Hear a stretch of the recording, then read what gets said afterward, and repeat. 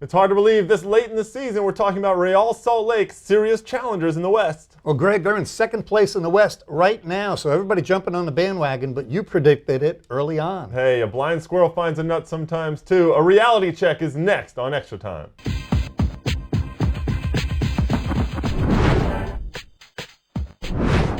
Welcome to ET, everyone. Greg, Lawless, and Shep Messing here in the Big Apple, but we've got the Western Conference on our mind today. The West is looking as crowded as an LA freeway during rush hour, only 5 points separating first from sixth.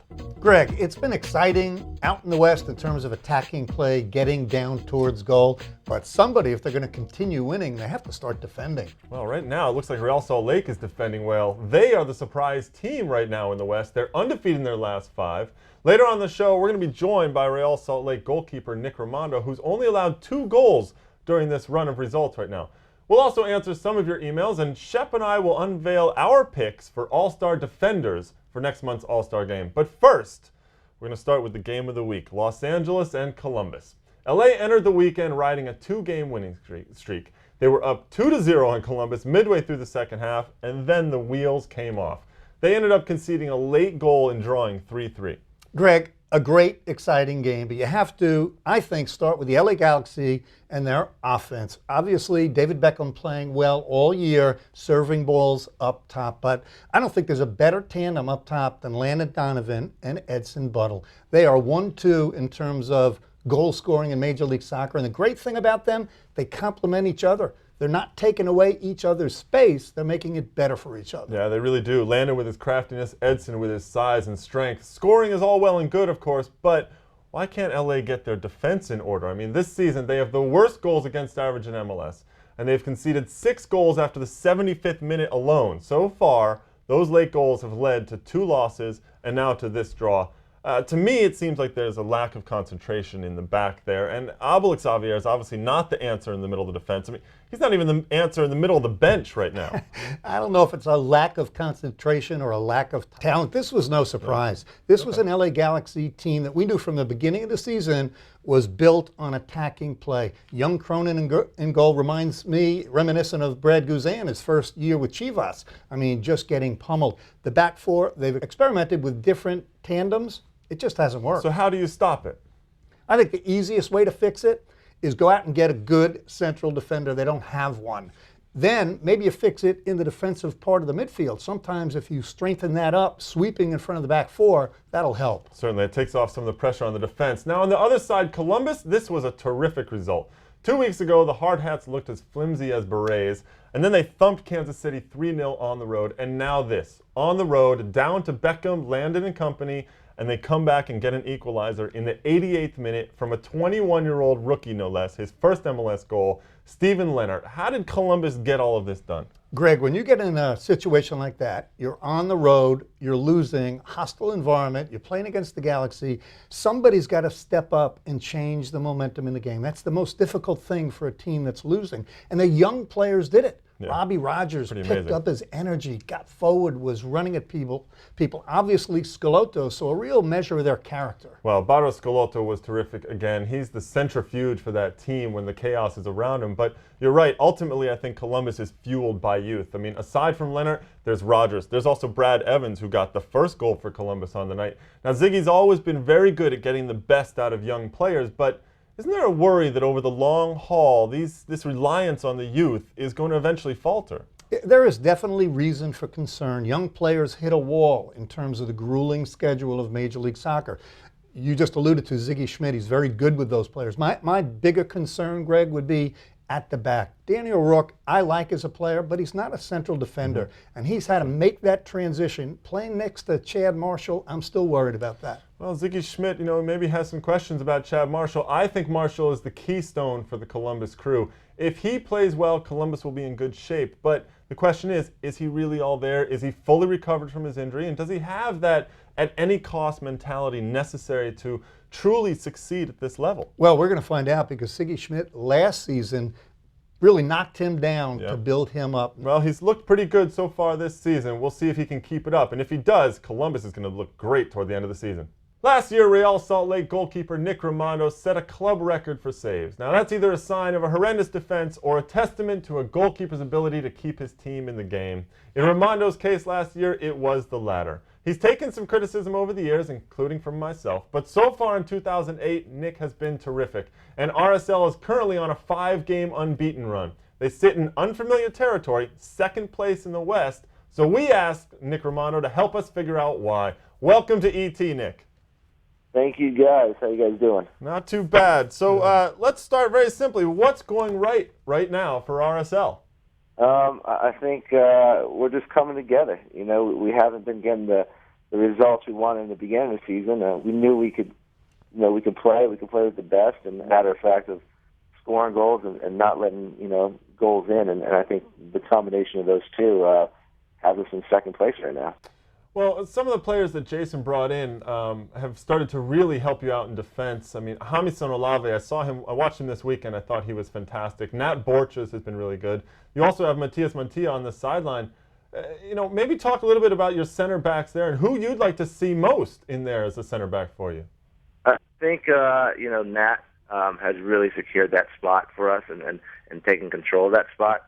And then we have Matias in there and Olave. Olave's, I think, taken that position recently, and I think he's done a great job. He's a great presence out there. He's built like a football player, and he's got great speed. So I think when things do mess up, he's there to cover, which we need.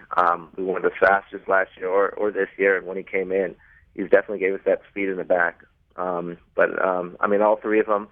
I'm comfortable with, and I think that's what Robin, ensured in this year was to be comfortable with each other, to trust each other, and that's what we're doing. Nick, let's talk some goalkeeping. I've always made the argument that in Major League Soccer, the best goalkeepers have to be shot stoppers rather than big, commanding, dominating guys coming out for crosses. And right now, if you look at the league, I think the 3 goalkeepers playing the best this season are Matt Reese, John Bush, and yourself. Talk to me about that theory. Yeah, no, I've always gotten criticism of being, that short goalkeeper, and I think, Bushy has as well. But I think I've proven a lot of people wrong, and there's still some people out there that, that won't put money on me. But, this league is different than Europe, where you don't need to be a 6'5" goalkeeper to handle, crosses. But when you do, you need to take care of that because, this league's always getting better, and they're going overseas to get players, and that's the nature of the game over there. But for me, I think I have to rely on my quickness and my ability to read the game, and like you say, shot stopping. If I could save the easy ones and eventually come up with the big ones, I think I'm doing my job. Well, Nick, things are going very well right now, and good luck the rest of the way, and good luck against Kansas City this weekend. All right, appreciate it, guys. Nick Rimando, thanks very much for joining us on ET. You can catch the rest of that interview, the whole ET interview with RSL's Nick Rimando, on MLSnet.com. The Extra Time Postman has been busy lately, so let's open up the mail patch and see what's on people's minds. Nathan from Chicago has a very simple question. What's wrong with the Fire right now?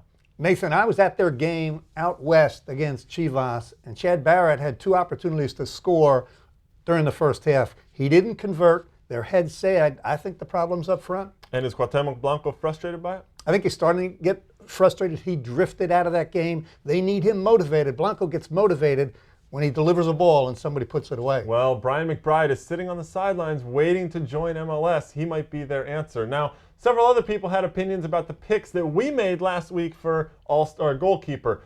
Mike from Town and Country, Missouri says that Joe Cannon from the San Jose Earthquake should be an All-Star. Shep, you're the keeper here. What do you think? Mike, thanks for responding. And Joe Cannon should be, but he's not. It's got to go based on how you're playing this year. Joe Cannon and his team not playing that well. Well, he certainly has the talent to, but he's just not there right now. Remember, the email address here is extratime@mlsnet.com, so keep those emails coming. And here's a new development for the mail service.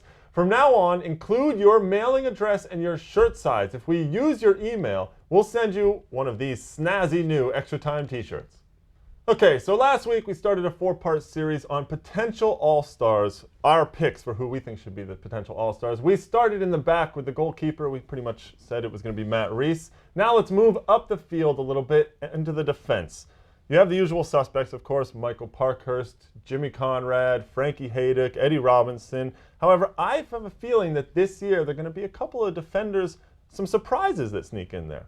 Greg, I'm going to start with one that's not a surprise to both of us. It's Michael Parkhurst. This guy continues to grow as a player. He's smart, he's physical, but he reads the game, always has himself in a good position. He's having another all-star year. Well, he certainly is. Now, another player that we're going to go with is the man from Mali, BAKARY SOUMARE of the Chicago Fire. You know, what can you say? A 6'4" center back, he is starting to realize all of that potential. He has all the physical tools, strength, speed, size. Now he's showing some more sophistication in his defending, his ability to read the game, his positioning. Overall, I think he's been a rock-solid center of the league's stingiest defense. I'm going to go, Greg, with another player in the same vein. Has all the physical tools, has unbelievable speed. Now he's becoming an all-around player. That's Marvell Wynn in Toronto. He's got the ability to get forward, get into the attack, has the physical skills to track back and defend. And hey, you know what? If the media doesn't vote him in, the Toronto fans are going to stuff the ballot box up there to get him in. There are others, of course, who deserve consideration. Gonzalo Segares in Chicago, Sean Franklin in LA.